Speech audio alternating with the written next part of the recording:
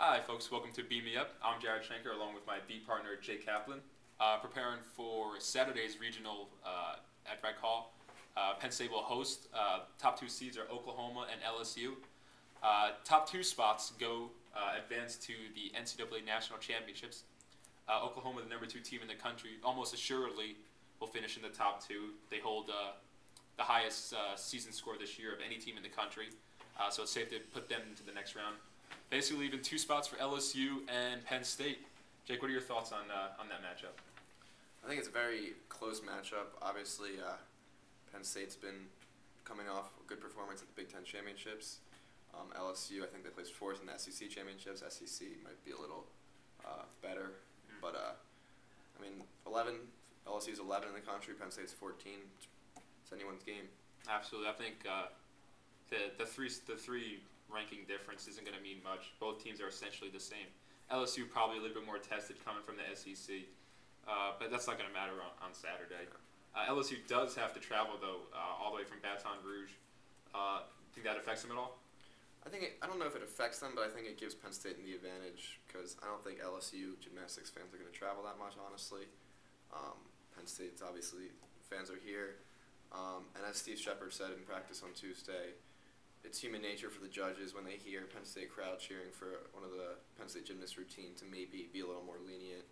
Obviously, they wouldn't admit that, but it's human nature to be a little more biased when Yeah, I agree. I don't think travel is going to hurt LSU at all. They're a high-level collegiate program. They've traveled many times. It's not often that they even host a regional. I think that it gives Penn State the advantage of base simply because they have performed significantly better at home, over a point difference between home and road. So that's I think where the advantage comes from. Another great advantage for Penn State. They got lucky and drew the same order of events that they always do, with a couple buys sprinkled in. They're going to go vault, bars, beam, floor. How do you see that helping them out? Well, I think that's the best order of events, as I said in the last video before Big Tens. They average almost a point better at home than away, partly because of the home crowd, partly because of the order of events. They start on vault. It's their best event. Get the nerves out, as Coach Shepard said. Go to bars, also a good event. And actually, they have a bye before bars. And then they go to bars, beam, and then beam before a bye before floor. And it's great that they're ending on an event opposed to LSU, who has to go beam and then end on a bye, which they'll have to watch all the other teams as their scores rack up. And two of the top five all-arounders in the country are going to be there. Susan Jackson, number 3 from LSU, and obviously Penn State's own Brandy Personette, 5th. Only 200s separate them two in RQS. Going to be a great battle between them, kind of the battle within the battle. How do you see that playing out? Well, it's a great story, as you pointed out in Thursday's paper. They're friends from home. They spent time in a hotel in Florida together.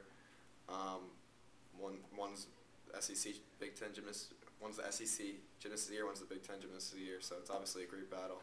I think it's whoever comes to compete on Saturday. Either one can outduel the other. Obviously, Jackson's all-around record's a little higher. I think 0.25 higher. Yep. But 0.25.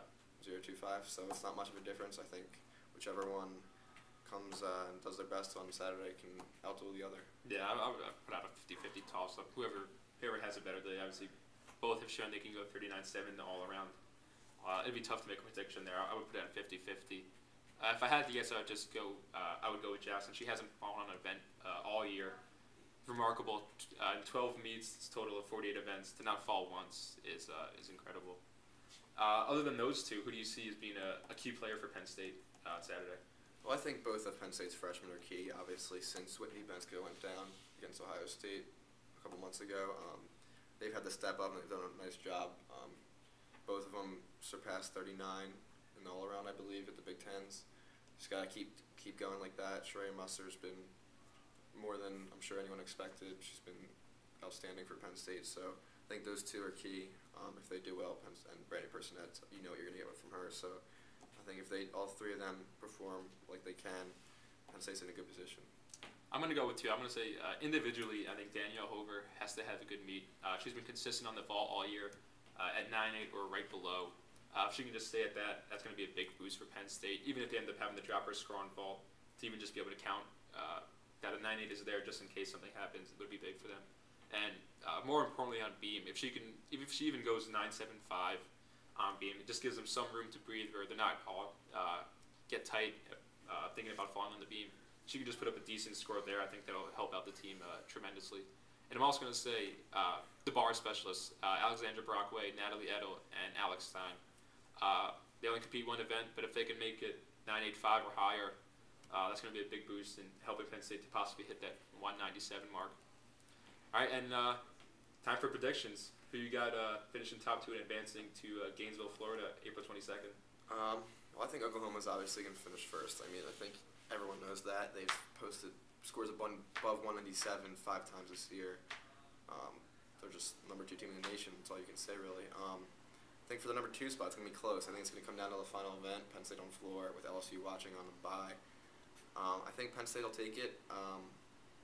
2008 and 2007 and 2008, they missed by .05 and .075 respectively. That motivated them last year to make nationals, and that was on the road when they qualified last year. So I think this year they can be even better this year, and I think they'll take that spot from LSU. I agree. Oklahoma is a shoe-in at this point. If they don't hit 197, they're going to be really close. And then I also think home being able to compete in Rec Hall is going to do wonders for this Penn State team. I think they get in. I think they're gonna barely beat LSU, but it doesn't really matter how much you beat them by. So after we both picked against them at Big Tens, both of us have Penn State moving on. Just a couple of homers over here. But other than that, that wraps up our coverage of our preview of the NCAA regionals coming up at 6 p.m. Saturday at Rec Hall. Thanks for joining us. I'm Jared Schenker. This is Jake Kaplan.